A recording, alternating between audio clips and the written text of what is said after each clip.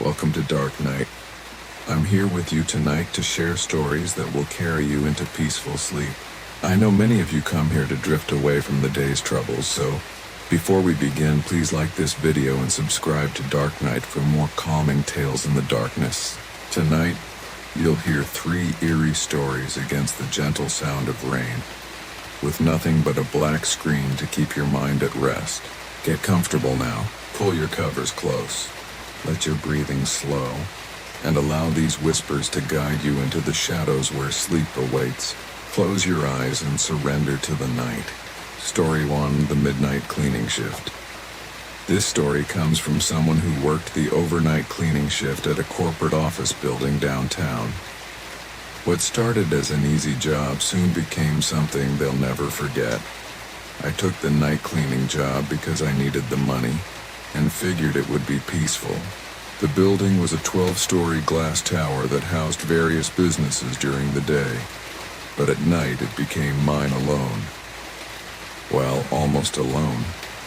My supervisor, Gary, was in his 60s with tired eyes and hands that shook slightly when he held his coffee. On my first night, he walked me through the routine.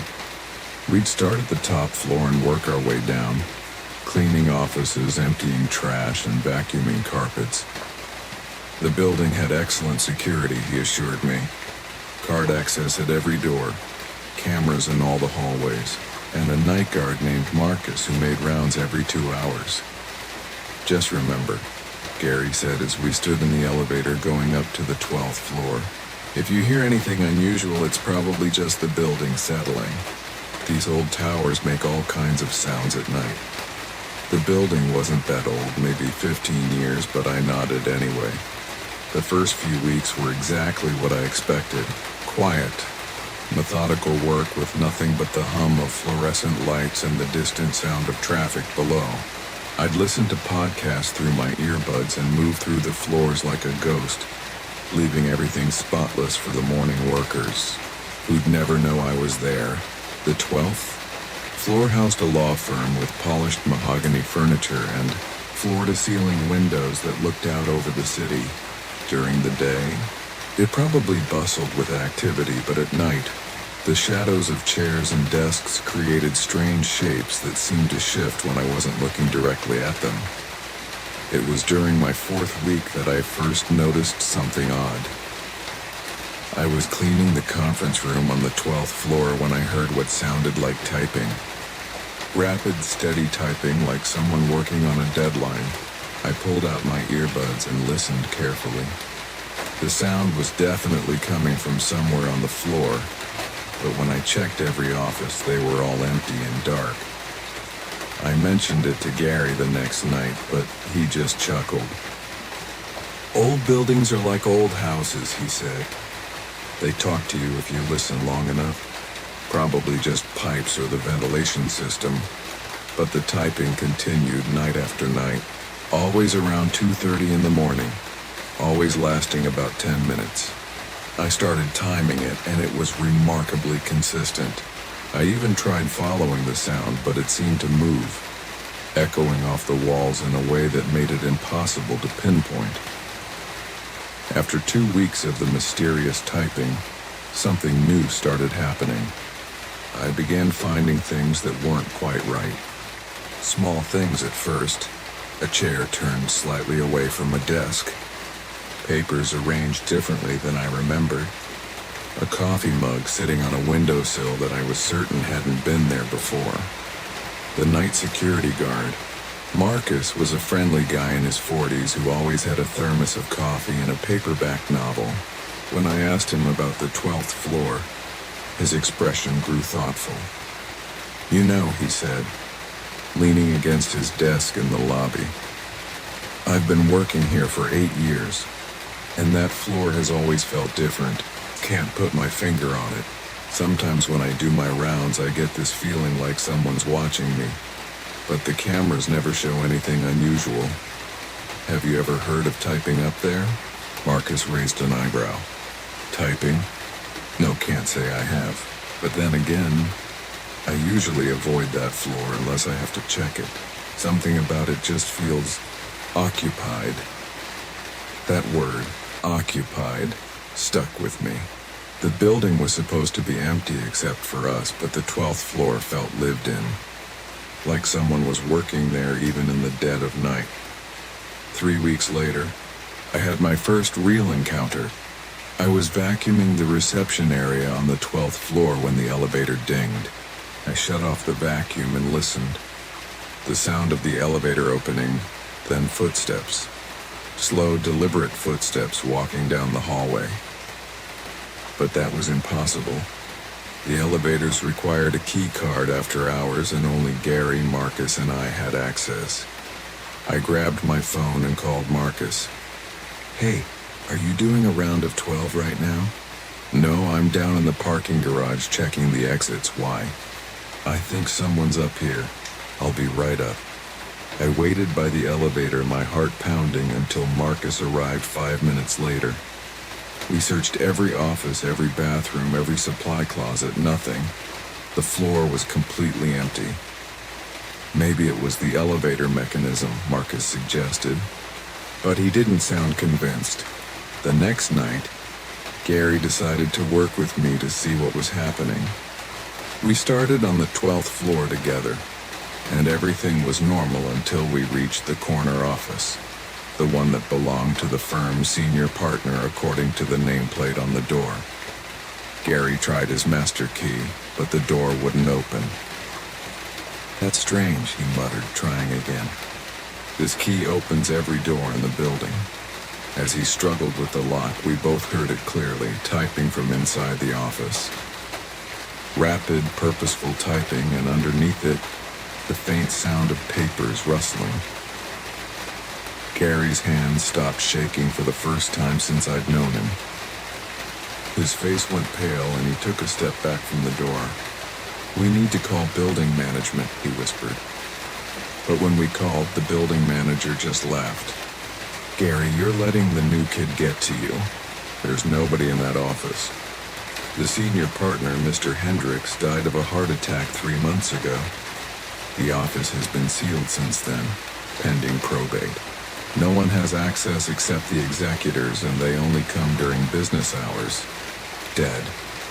The senior partner was dead, and his office had been sealed for 3 months, right around the time I'd started working there." Gary and I stood in the hallway, staring at the door where we could still hear the soft sound of typing. It continued for exactly 10 minutes, then stopped abruptly, just like always. "We're not going in there," Gary said firmly. "We'll clean around it," but I couldn't leave it alone. The next night I came in early and went straight to the building directory in the lobby. Mr. Hendricks's name was still listed. Thomas Hendricks, senior partner, suite 1205. I took the elevator to the 12th floor and walked to his office. The door was locked, just like always, but I pressed my ear against it and listened. Silence. Then, at exactly 2:30, the typing began. I'd brought a small digital recorder that night, thinking maybe I could capture the sound and prove to myself that I wasn't losing my mind. I held it against the door and let it record for the full 10 minutes of typing. When I played it back later, the recording was completely silent. That should have been the end of it. I should have accepted that some things can't be explained and focused on doing my job. But curiosity has always been my weakness. The following week, I did some research on Thomas Hendricks. The obituary was easy to find. He'd been 58, working late at the office when he suffered a massive coronary.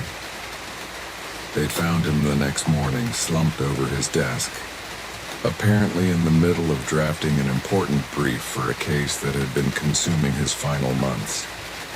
The case, according to the legal news website, had been about a wrongful death lawsuit. A family was suing a construction company after their son fell from scaffolding that hadn't been properly secured. Hendricks had been working pro bono for the family, fighting a much larger firm that represented the construction company. The case had been dismissed after his death.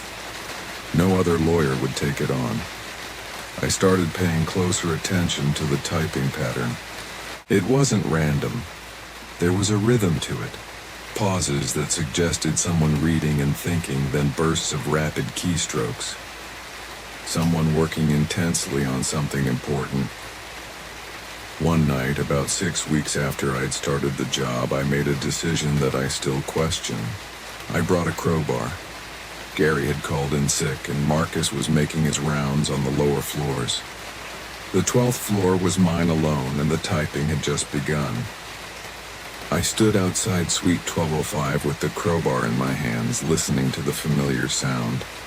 The lock broke easier than I'd expected. The door swung open and the typing stopped immediately. The office was dark, illuminated only by the glow of the city lights through the windows. There was a desk with a computer that was clearly turned off, its screen black and cold to the touch. Papers were scattered across the desk surface.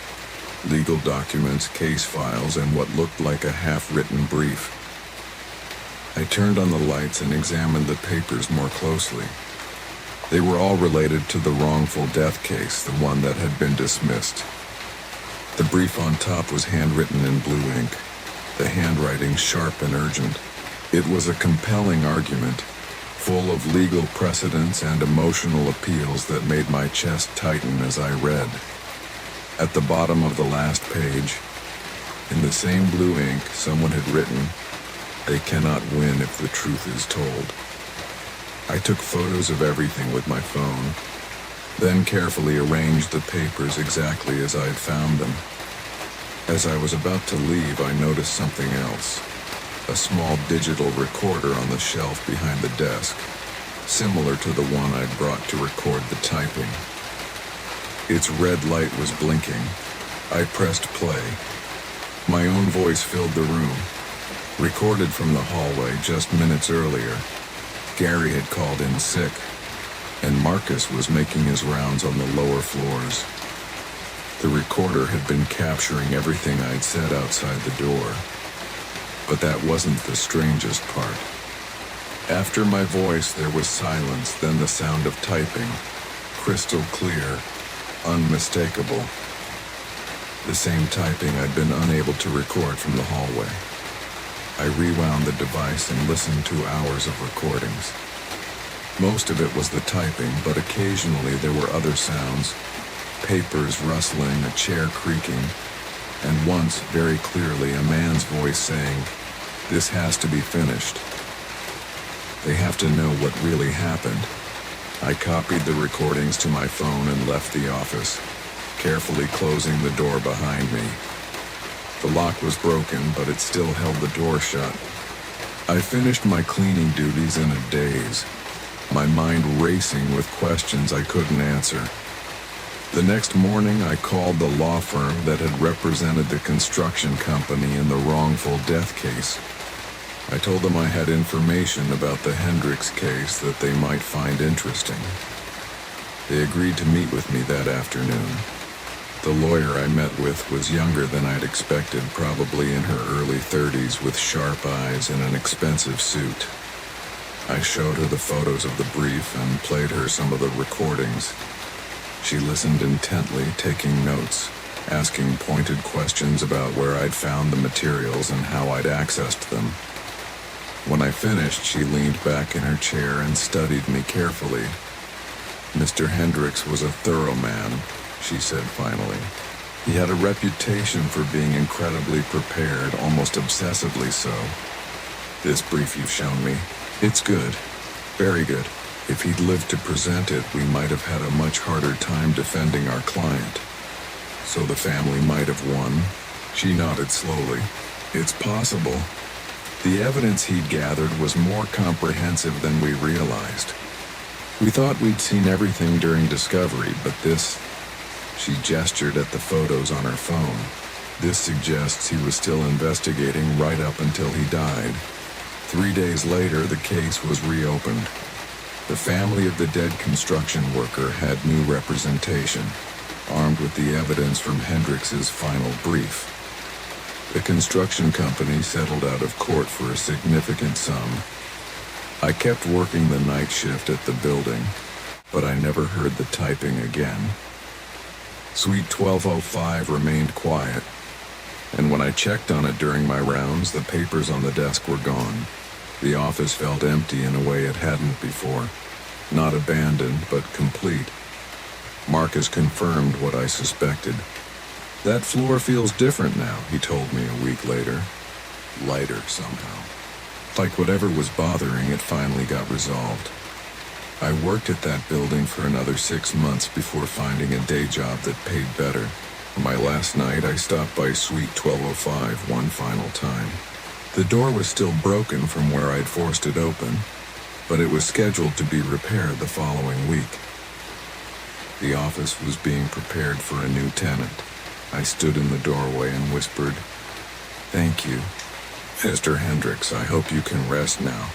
The city lights twinkled through the windows, and for just a moment I could have sworn I felt someone standing behind me. A presence that was calm and grateful. Then it was gone, and I was alone on the 12th floor of a quiet office building, just like I'd always been. But I knew better now. Sometimes the dead have unfinished business, and sometimes the living are called to help them complete it. Sometimes a job that pays minimum wage and requires you to work alone in the dark turns out to be the most important work you'll ever do. The wrongful death case changed the family's life.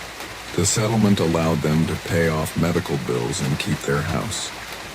Their son's death finally had meaning, and his story was told in a way that might prevent future tragedies. And somewhere, in whatever realm exists beyond our understanding, Thomas Hendricks could finally put down his pen and rest. If you're listening now, where are you from? What time is it there? Drop it in the comments. I'd love to know who's sharing this darkness with me tonight. Now, let's slip into our next tale. Story, Chern, the cartographer's last map. This story comes from a woman who inherited her grandfather's house in rural Montana. What she found in his study would change her understanding of the forests that surrounded her childhood home forever. My grandfather, Samuel Morrison, was a cartographer by trade and an explorer by nature. He spent his life mapping remote wilderness areas for the Forest Service, creating detailed topographical charts of places most people would never see. His house sat on 40 acres of heavily wooded land, backed up against thousands more acres of national forest that stretched endlessly into the Montana wilderness. When he passed away at 83, he left the house to me. I was his only grandchild, and I'd spent many summers there as a child, though I hadn't visited in nearly a decade. Life in Seattle had consumed my 20s, and the long drive to his remote property always seemed impossible to fit into my schedule. Now, standing in his empty house with the keys in my hand, I felt the weight of all those missed visits. The house was exactly as I remembered it, rustic but well-maintained, with wide wooden floors, stone fireplaces, and windows that looked out into the dense forest on all sides. His study was on the second floor, a room lined with filing cabinets full of maps, surveys, and field notes accumulated over 40 years of wilderness exploration. I'd planned to spend a week sorting through his things before putting the house on the market. I lived in the city now, had a career in graphic design, and couldn't imagine maintaining a property so far from civilization. But as I began going through his study, I found myself drawn into the meticulous world he'd created. Every map was labeled, dated, and cross-referenced with photographs and detailed notes. He'd documented everything: wildlife sightings, unusual geological formations, seasonal changes in vegetation, even weather patterns specific to particular valleys and ridgelines. It was a lifetime of careful observation, a love letter to the wilderness written in precise measurements and careful annotations. Most of the maps covered familiar territory, areas I'd hiked with him as a child, places he'd shown me during those long summer visits. But tucked away in the bottom drawer of his oldest filing cabinet, I found something different. A map unlike any of the others. This one was hand-drawn rather than professionally printed, sketched on heavy paper that had yellowed with age.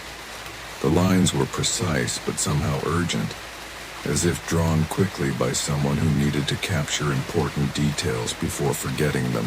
It showed a section of forest that backed up to his property, but the landmarks didn't match anything I remembered from my childhood explorations.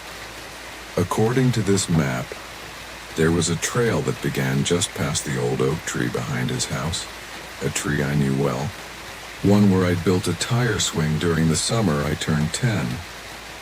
The trail led deeper into the forest than I'd ever gone, winding through terrain marked with strange symbols that didn't appear on any of his other maps.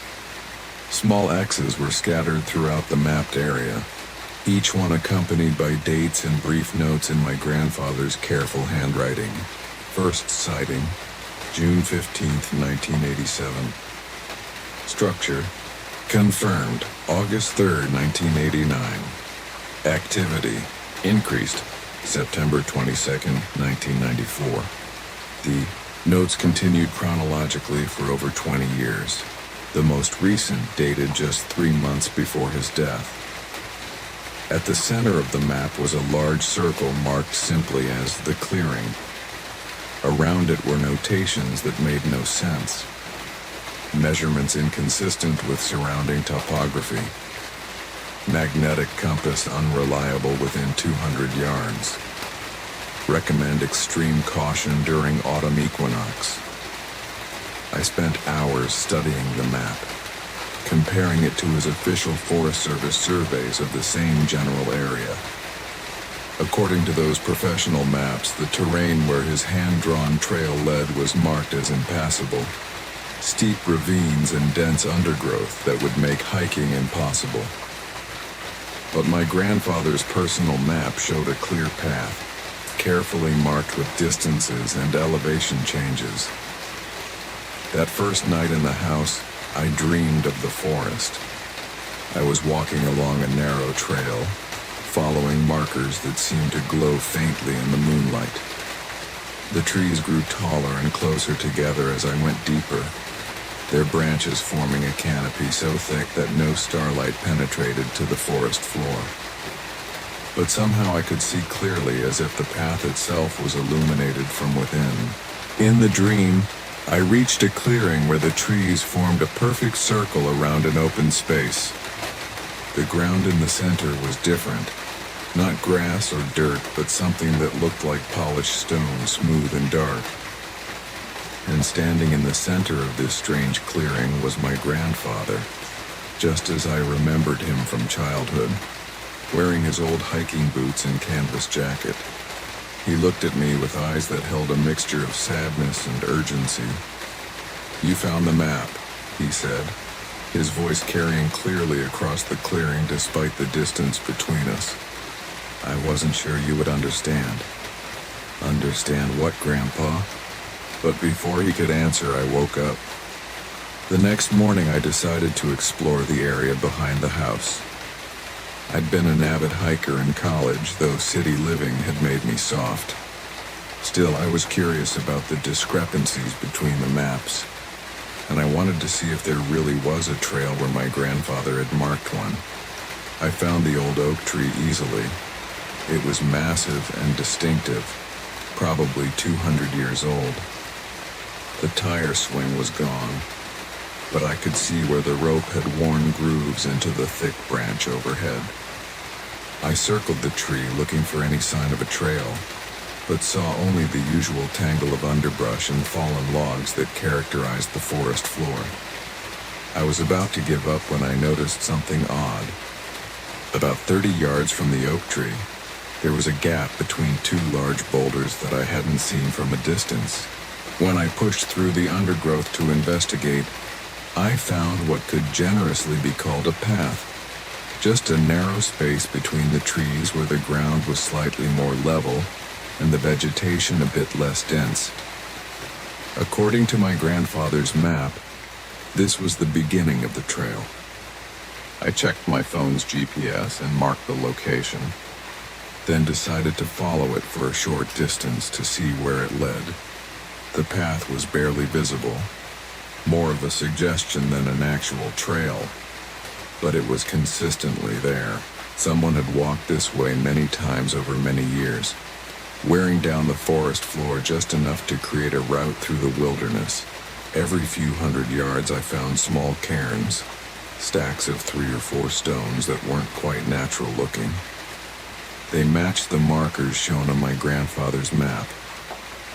I followed the trail for about an hour, climbing steadily upward through terrain that grew increasingly difficult. The trees were older here, their trunks massive and their branches creating a canopy so thick that the forest floor was dim even at midday.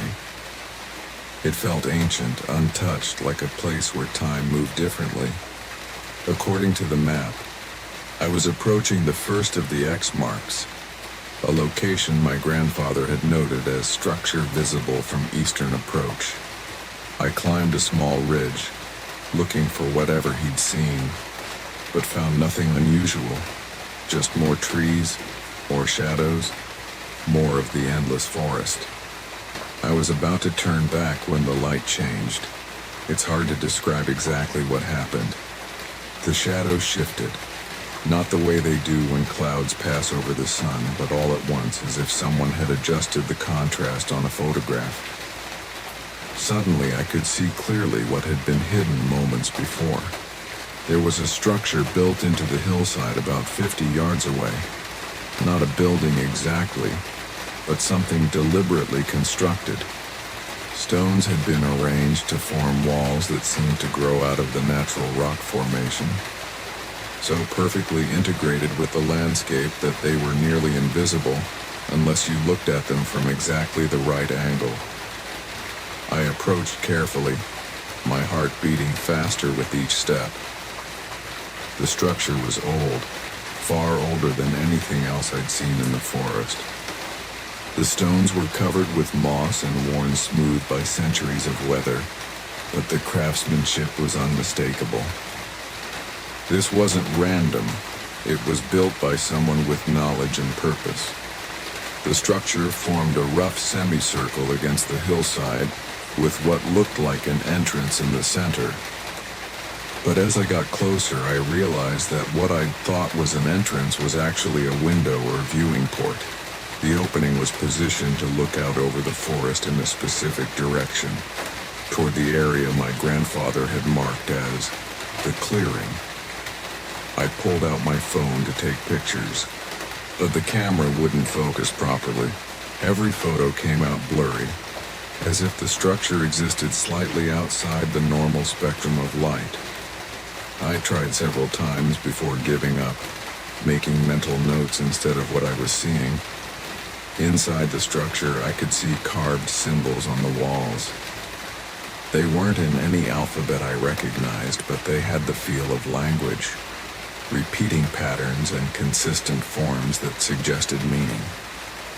Some were worn almost smooth, as if they'd been traced by fingers countless times over the years. I spent 20 minutes examining the structure, taking careful measurements and making sketches in a notebook I'd brought. Everything I documented matched my grandfather's notes perfectly. He'd found this place in 1987 and had been studying it for decades. The hike back to the house took longer than expected. The trail seemed to shift slightly, forcing me to backtrack twice to find the correct route. It was late afternoon by the time I reached the oak tree, and I was exhausted both physically and mentally. The forest felt different now that I knew what was hidden in it. That evening, I went through more of my grandfather's files, looking for any additional information about the structures he'd found. In a folder marked Personal Research Not for Publication, I discovered dozens of photographs, field notes, and sketches documenting what appeared to be an entire complex of ancient buildings scattered throughout the forest. The photographs were clearer than anything my phone could capture, showing details of the stone structures that revealed sophisticated construction techniques. Some were built into hillsides like the one I'd found, while others were freestanding monuments arranged in patterns that seemed to follow the natural contours of the land. But it was the notes that really caught my attention. My grandfather had documented changes in the structures over time, new symbols appearing on walls, stones shifting position, pathways that seemed to alter their routes seasonally. He'd observed these changes over 20 years, recording everything with the same careful precision he brought to his professional cartography work. One entry, dated just 6 months before his death, was particularly intriguing. The patterns are becoming more active. Seasonal changes now occur monthly, sometimes weekly. The clearing responds to the lunar cycle in ways I'm only beginning to understand. I believe the structures are not simply ancient monuments, but part of a larger system that remains functional. The forest itself may be conscious in ways we've never considered. Conscious. The word sent a chill down my spine as I read it by lamplight in his quiet study. My grandfather had been a practical man, a scientist who dealt in measurable facts and observable phenomena. For him to suggest that the forest might be conscious meant he'd witnessed something extraordinary. The next few days fell into a routine. I'd spend mornings going through his files, afternoons hiking the trail to explore new locations marked on his map, and evenings documenting what I'd found. Each structure I discovered was unique, but clearly part of the same ancient system. They were positioned to provide sightlines to each other across the forest, creating a network of observation points that covered thousands of acres. More importantly, I began to understand what my grandfather had meant about the forest being conscious. The trail changed daily, not dramatically, but in subtle ways that redirected the route through different parts of the wilderness. It was as if the forest was guiding visitors along specific paths, revealing certain structures while keeping others hidden. I also started having dreams. Again. Every night, I found myself walking the trail in perfect darkness, guided by that strange internal illumination. And every night I got a little closer to the clearing at the center of my grandfather's map. On my 6th day at the house, I decided to make the full journey.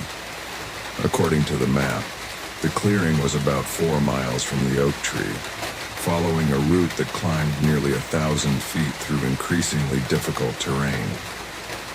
I packed extra water, emergency supplies, and my grandfather's original field notes, and set out early in the morning. The first mile was familiar now.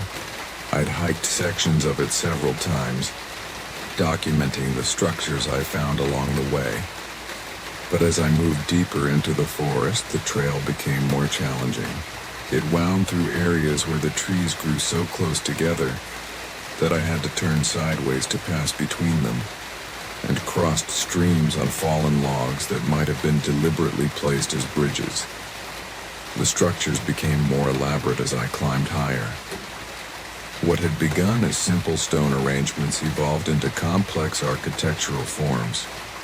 Spiraling towers built around living trees, archways that framed specific views of distant mountains, and circular platforms that seemed designed for ceremonies or gatherings. But it was the silence that affected me most profoundly. The deeper I went, the quieter the forest became. Not the dead quiet of an empty place, but the expectant silence of something holding its breath. Even my footsteps seemed muffled, absorbed by the forest floor in a way that felt unnatural. After 3 hours of steady climbing, I reached a ridge that offered a view back toward my grandfather's property.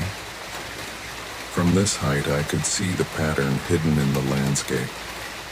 The structures weren't randomly scattered. They formed a vast spiral that wound through the forest, converging on a point still hidden ahead of me in the trees. The clearing, when I finally reached it, was nothing like what I'd expected. It was perfectly circular, about 100 yards across, surrounded by trees so tall and straight they might have been columns supporting the sky. But the most striking feature was the ground itself. Instead of grass or dirt, the entire clearing was paved with smooth, dark stone that reflected the sky like still water. The stone was warm beneath my feet, radiating heat even though the day was cool and the forest around the clearing was in shadow. And as I walked toward the center, I began to hear something impossible. A low, rhythmic humming that seemed to come from the stone itself. In the exact center of the clearing stood a single structure, unlike anything else I'd seen. It was a circular platform about 10 feet across, raised 3 feet above the stone floor. On top of the platform was what looked like an ancient sundial, but with symbols instead of numbers marking the hours. I climbed onto the platform and examined the sundial closely. The symbols matched those I'd seen carved in the other structures, but here they were inlaid with what looked like silver or platinum that had somehow resisted tarnishing despite obviously being ancient. As I traced one of the symbols with my finger, it grew warm under my touch. That's when I heard my grandfather's voice. "You made it." He was standing at the edge of the clearing, looking exactly as he had in my dreams. But this wasn't a dream.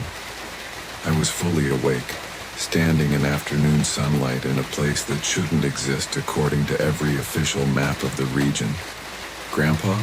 My voice sounded strange in the clearing, echoing off the stone in ways that defied the open space around us. He walked toward me, his footsteps making no sound on the stone floor.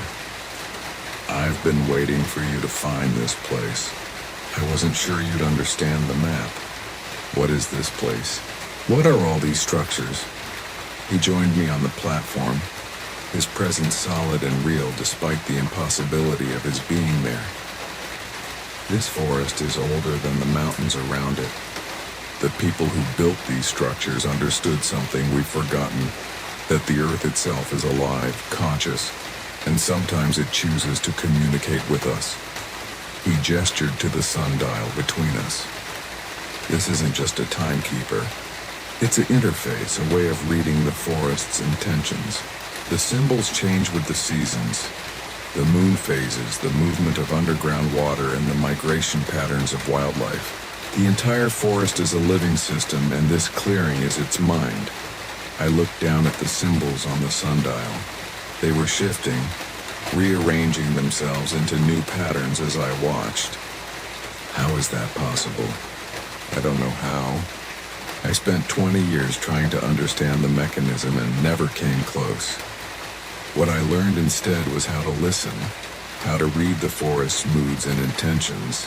That's what all the structures are for. They're observation posts, ways of monitoring the health and consciousness of this place. But why? Why would anyone build such a thing? My grandfather's expression grew serious. "Because this forest is threatened. Has been for decades. Mining companies, logging operations, development projects, they all want pieces of it. The structures are warning systems, early alerts when the forest is under stress. The people who built them were guardians, protectors of something precious and irreplaceable." I thought about the development pressure I'd seen even in the short drive from the nearest town. New houses, clear-cut areas, roads pushing deeper into previously untouched wilderness. "And now you're asking me to be a guardian too?" He nodded. "The forest chose you, just like it chose me 40 years ago. You could sell the property, walk away, pretend none of this exists. But if you do, this will all be lost within a generation." The sundial pulsed with warmth beneath my hands. I could feel something vast and ancient stirring in the stone, in the trees around us, in the very air itself. It was consciousness on a scale I'd never imagined. Awareness that encompassed thousands of acres and countless generations of life. What would I have to do? Learn to read the signs? Monitor the structures. Document changes in the patterns. And when the time comes, and it will come soon, speak for the forest in ways it cannot speak for itself. I spent another hour in the clearing, learning to interpret the symbols on the sundial, understanding how they corresponded to the various structures scattered throughout the forest. My grandfather showed me how to read the forest's current state. Healthy but under increasing pressure. Still strong but growing vulnerable in ways that weren't immediately obvious. The hike back to the house took half the time the journey up had required.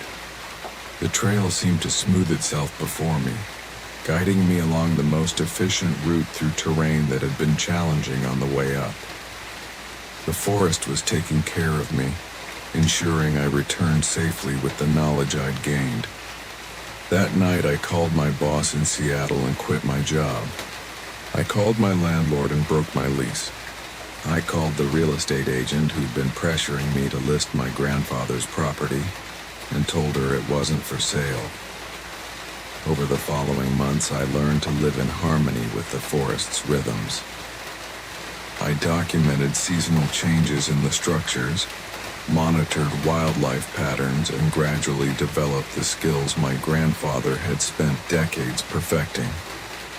The forest taught me patience, observation, and a deep respect for systems of consciousness that operate on timescales far longer than human life. 6 months after that first visit to the clearing, mining surveyors appeared at the edge of my grandfather's property. They were representatives of a company that had purchased mining rights to a section of national forest adjacent to my land. Their planned operation would have destroyed 3 of the most important structures and disrupted the entire network. But by then, I had allies. Environmental groups, Native American tribal councils, and academic researchers who'd been quietly studying similar sites in other locations. Armed with my grandfather's decades of documentation and my own continuing observations, we were able to demonstrate that the forest contained archaeological sites of enormous significance. The mining operation was blocked. The forest was designated as a protected cultural area, and the ancient network of structures continues to function as it has for thousands of years, monitoring and maintaining the health of a wilderness that most people will never see, but which affects the entire region's ecosystem. I still live in my grandfather's house, though I've made it more comfortable for year-round residents. I've become the forest's guardian, just as he was. And someday I'll find someone else who can read the map and understand what it really shows. The clearing still calls to me in dreams, and I visit it regularly to check the sundial and commune with the vast consciousness that underlies everything I see. The forest is patient, wise, and protective of those who serve it faithfully. It has given me a purpose I never could have imagined and a connection to the natural world that goes far beyond simple appreciation. Sometimes, on quiet nights when the wind moves through the trees in just the right way, I can hear the forest humming to itself, a sound like distant music, like contentment, like ancient wisdom sharing secrets with the stars. And I know that I am exactly where I'm supposed to be, doing exactly what I was meant to do. The map my grandfather left me wasn't just a guide to hidden places in the forest. It was an invitation to join something larger than myself, older than human civilization, and more important than any career I could have built in the city. It was a map to home. Story 3. The Night Shift at Willow Creek Station. This final story comes from a former radio DJ who worked the overnight shift at a small town station in northern Michigan. What started as a quiet job in a sleepy community became something that challenged everything she thought she knew about the nature of time itself. KCR 103.7 FM served the small town of Willow Creek, Michigan, population 2,847. The station was housed in a converted Victorian mansion on the edge of town, its tall windows and wraparound porch giving it more the appearance of a haunted house than a broadcasting facility. But the acoustics were surprisingly good, and the location was perfect for reaching our scattered rural audience across 3 counties of farmland and forest. I was hired as the overnight DJ in the fall of 2019, fresh out of college with a degree in communications and dreams of working my way up to a major market station. Willow Creek wasn't exactly Detroit or Chicago, but it was a start, and the overnight shift paid enough to cover my student loans and a small apartment above the town's only bookstore. My predecessor, a guy named Danny who'd worked nights at the station for 15 years, spent exactly 2 hours training me before he moved on to a day shift at a station downstate. The training was mostly technical: how to operate the mixing board, how to queue up songs and commercials, and how to handle the emergency broadcast system. But as he was packing up his personal items from the booth, he paused and gave me a piece of advice that seemed odd at the time. "If you get any strange calls after midnight," he said, not quite meeting my eyes, "and just be polite and play along. The night shift has its own rules here." Strange calls turned out to be an understatement. The first few weeks were exactly what I'd expected. I'd arrive at the station at 11 p.m., take over from the evening DJ, and spend the next 8 hours playing a mix of classic rock, country, and adult contemporary music for insomniacs, night shift workers, and long-haul truckers passing through the area. The requests were normal: truckers wanting to hear something to keep them awake, factory workers asking for songs that reminded them of home, the occasional insomniac looking for something soothing to help them sleep.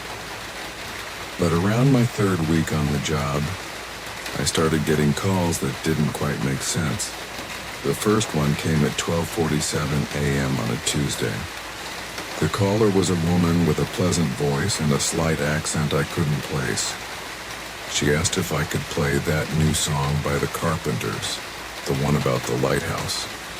I was familiar with the Carpenters' catalog, and there was no song about a lighthouse, new or old. But she seemed so certain that I found myself apologizing and explaining that I didn't have that particular track in our system. "Oh, that's strange," she said, sounding genuinely puzzled. "I heard it on your station just last week. Tuesday night around this same time. Maybe it was a different DJ." I checked the logs for the previous Tuesday. I'd been working that night too, and there was no record of playing anything by the Carpenters. "I'm sorry," I told her, "but I don't think we have that song. Is there something else I can play for you?" "Well, if you don't mind, could you play We've Only Just Begun? That one always reminds me of my wedding day." I was happy to accommodate a normal request. I queued up the song and dedicated it to Margaret in Willow Creek, which was the name she'd given me. As the familiar opening notes played, I felt relieved to be back in familiar territory. But when I looked at the request log the next morning, there was no record of Margaret's call. The phone system logged all incoming calls automatically, but according to the digital records, I hadn't received any calls between 12:30 and 1 a.m. Over the next few nights, the strange calls continued. A man asking for a song by Elvis that didn't exist. A teenager requested a track by a band I'd never heard of, insisting it had been a top 40. It just last month, an elderly gentleman who wanted to hear a specific version of White Christmas that he claimed was recorded live at the station's Christmas party in 1987. Each caller was polite, friendly, and absolutely convinced that what they were requesting was real. And each call left no trace in the phone system's logs. I started keeping my own notes, documenting each unusual request, along with the caller's name and the time of the call. Within 2 weeks, I had a list of 37 songs that didn't exist, performed by artists who had either never recorded them or, in some cases, never existed at all. The pattern that emerged was unsettling. All the calls came between midnight and 4 a.m. All the callers claimed to have heard the requested songs on WKCR, usually last week or last month. And all of them provided specific details about when and why they'd been listening, working late, driving home from a night shift, unable to sleep after a difficult day. I tried researching some of the songs and artists the callers mentioned. A few of the band names turned up in internet searches, but only in connection with local newspapers from the 1970s and 1980s. Brief mentions of high school talent shows, community festivals, and small-town concerts. None of them had ever recorded professionally or achieved any kind of broader recognition. 3 weeks into the strange calls, I decided to ask the station manager, Tom Hendricks, about the overnight show's history. Tom had owned WKCR for 25 years and knew everything about the station's past. Overnight requests have always been a little unusual here, he admitted when I showed him my notes. Danny mentioned some odd calls over the years, but he never went into detail. Said it came with the territory. But these aren't just odd, I insisted. These people are requesting songs that don't exist, by artists who never recorded them. And the phone system shows no record of the calls. Tom studied my list carefully, his expression growing more thoughtful as he read. When he reached the bottom, he looked up at me with an expression I couldn't quite read. Some of these names are familiar, he said slowly. The Moonlight Serenaders, the Willow Creek Five, Danny Morrison, and the Valley Boys. These were local bands from back in the 70s and 80s. They played at high school dances, church festivals, that sort of thing. Did any of them ever record anything? Not professionally, but he paused, seeming to choose his words carefully.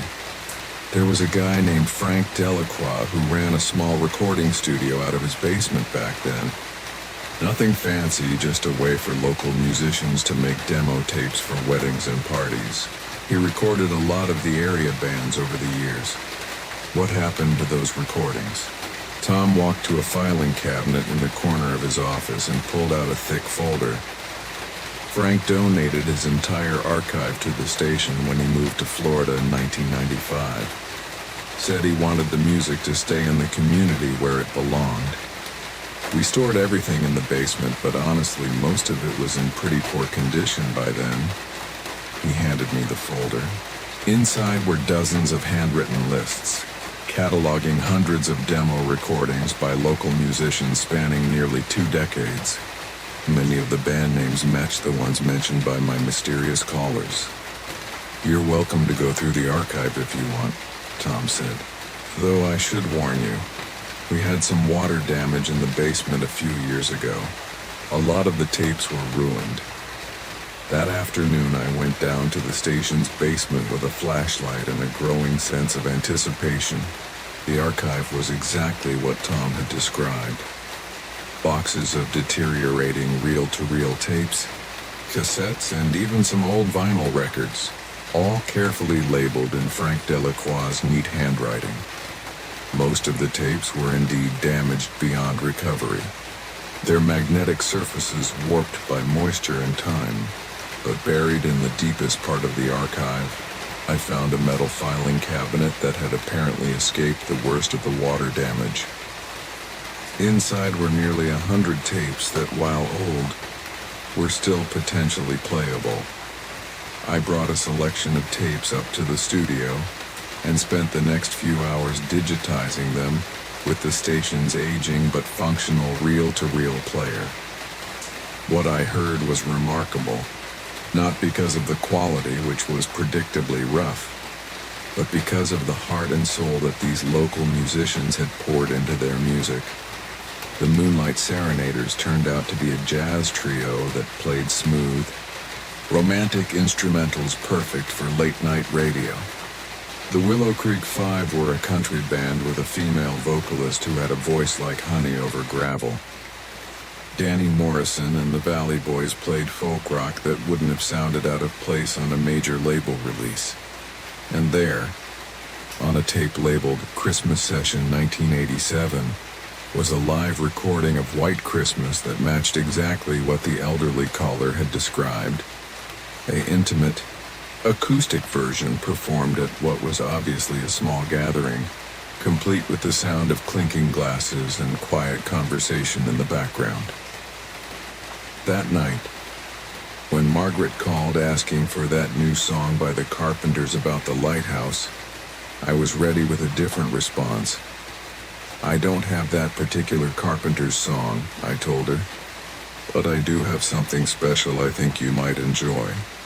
It's by a local group called the Moonlight Serenaders, a beautiful instrumental that I think captures that same feeling. I played one of the jazz trio's most atmospheric pieces, a haunting melody that seemed perfect for the late night hours. When it ended, I waited to see if Margaret would call back. She did about 10 minutes later.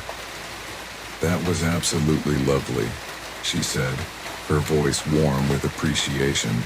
"I'd never heard that particular arrangement before." "The Moonlight Serenaders, did you say?" "They're quite talented. They were a local band from back in the 80s, I explained. I found some of their recordings in our archive. How wonderful that their music is still being played. Music like that shouldn't be forgotten." After she hung up, I sat in the quiet studio feeling like I'd solved at least part of the puzzle. But when I checked the phone logs the next morning, there was still no record of Margaret's calls. Over the following weeks, I began incorporating the archived local recordings into my overnight playlist. The response was immediate and enthusiastic. The strange callers, who I now understood, were somehow connected to the music's original community, expressed delight at hearing old favorites and made new requests for songs. I was able to fulfill from the growing collection of digitized recordings. But as I spent more time with the archive, I began to notice something unsettling. The callers weren't just requesting songs from the past. They were requesting them as if they were current.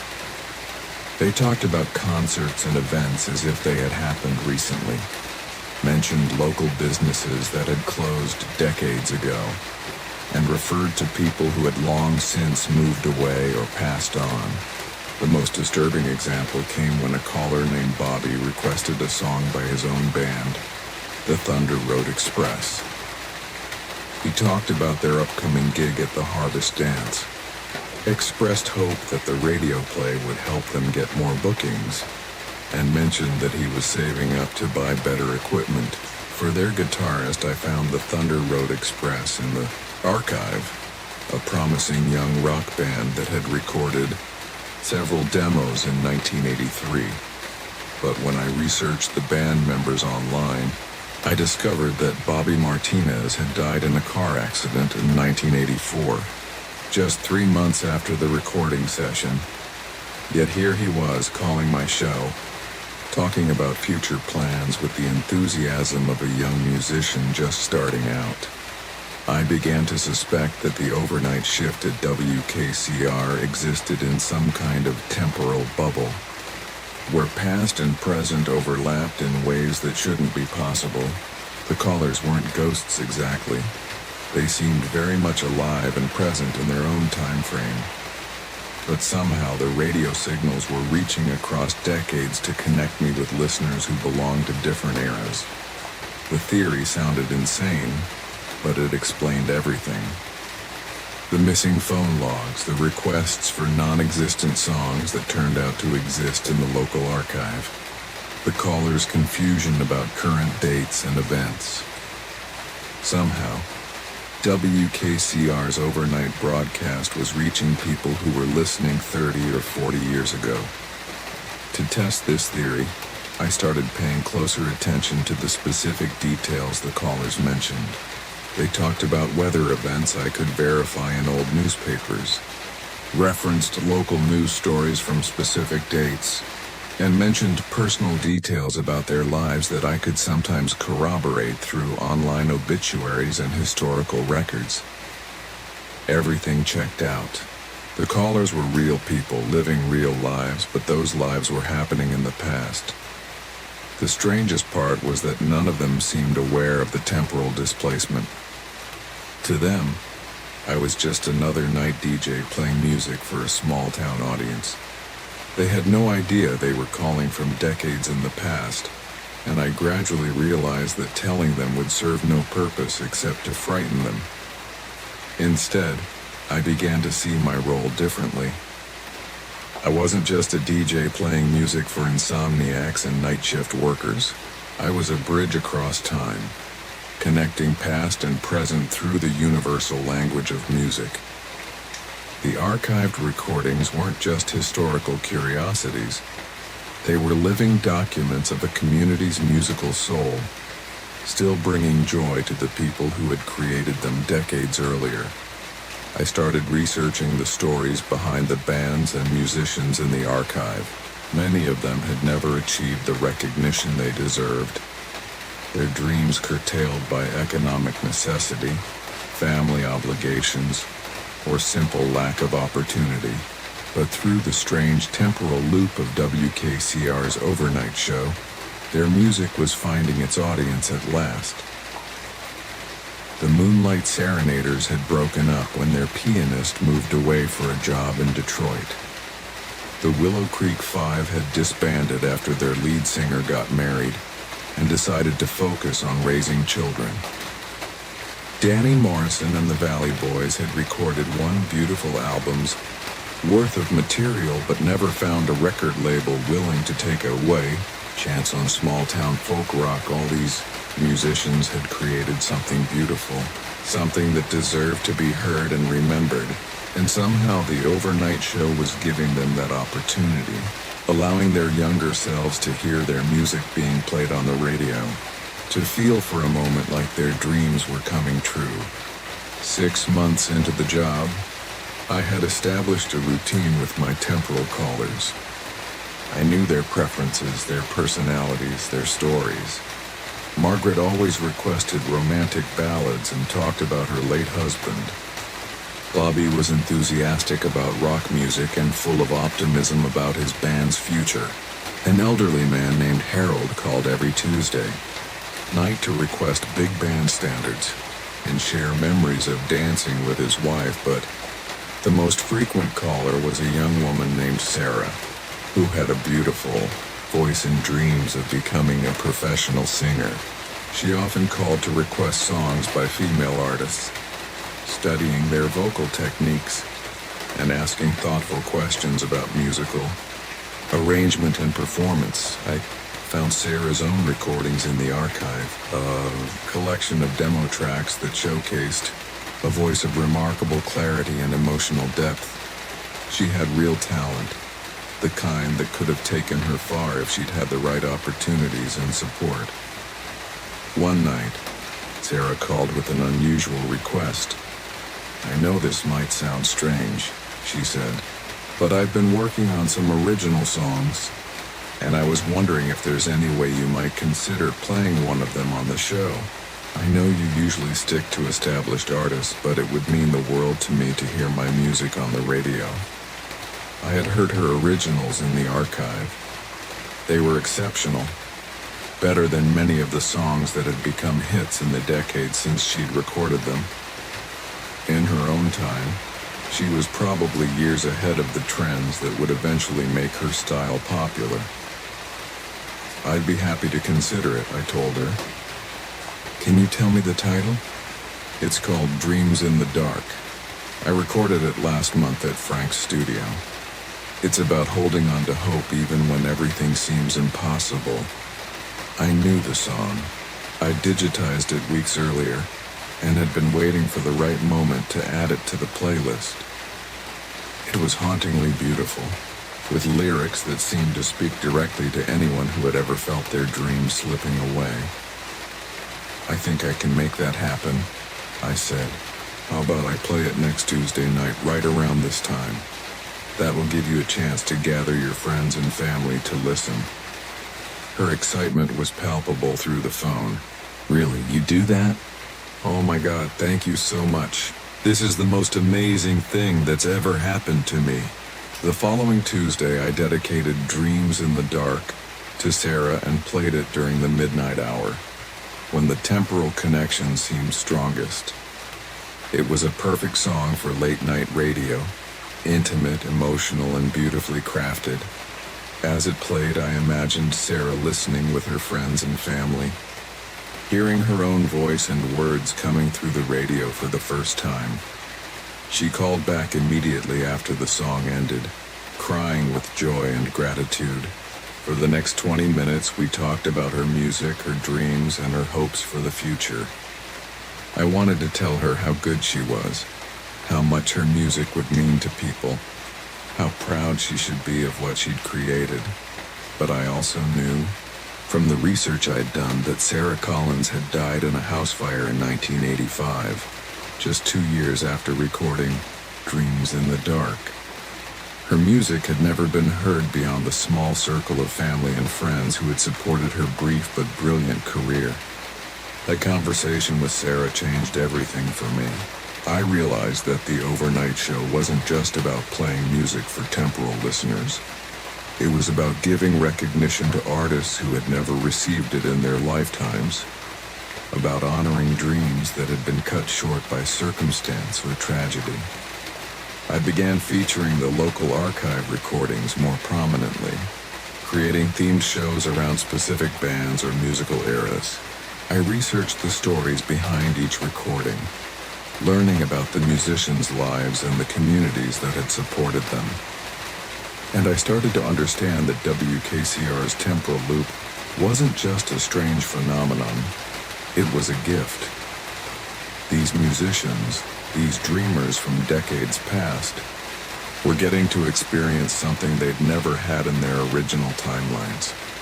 The joy of hearing their music on the radio, the validation of knowing that their art had found an audience, the satisfaction of seeing their creative work valued and preserved. Word spread through whatever mysterious network connected the past to my present. More musicians from the archive began calling, requesting their own songs, sharing stories about their creative processes, expressing amazement and gratitude that their music was being played on real radio. I became not just a DJ, but a curator of dreams, a guardian of creative legacies that might otherwise have been forgotten. Each night I would select recordings that deserved to be heard, stories that needed to be told, voices that should not be silenced by time. The strangest part was how natural it all felt. After the initial shock of understanding what was happening, I settled into the role as if I'd been preparing for it my entire life. The temporal callers became friends. Their stories became part of my own understanding of music and community, and the enduring power of creative expression. Tom, the station manager, never asked too many questions about my overnight show's unique approach. The ratings were good, the community response was positive, and the advertisers were happy. If I wanted to play obscure local recordings from decades past and take requests from callers who somehow never showed up in the phone logs, that was fine with him. But I knew that what was happening at WKCR was something far more significant than good ratings or community goodwill. It was a miracle of connection across time, a bridge between past and present that allowed forgotten artists to finally receive the recognition they deserved. After 2 years of hosting the overnight show, I was offered a position at a major market station in Chicago. It was everything I dreamed of when I first started in radio. Better pay, bigger audience, real career advancement opportunities. But accepting the job would mean leaving WKCR and breaking the temporal connection that had become the most meaningful part of my life. I turned down the Chicago offer. Some dreams are worth pursuing. but others are worth protecting. The musicians in the archive needed an advocate, someone who understood the value of their work and the importance of keeping their music alive. They had given me something precious, the chance to be part of something larger than myself, something that transcended the ordinary boundaries of time and space. I still work the overnight shift at WKCR, though I've expanded my role to include digitizing and preserving the entire archive of local recordings. I've created online playlists that make the music available to a broader audience. And I've worked with local historians to document the stories behind the songs.